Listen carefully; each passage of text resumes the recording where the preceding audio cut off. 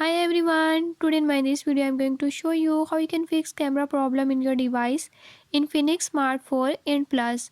In this device Infinix Smart 4 and Plus, if your camera app is not working, I'll tell you few tips and tricks that you can use to fix it.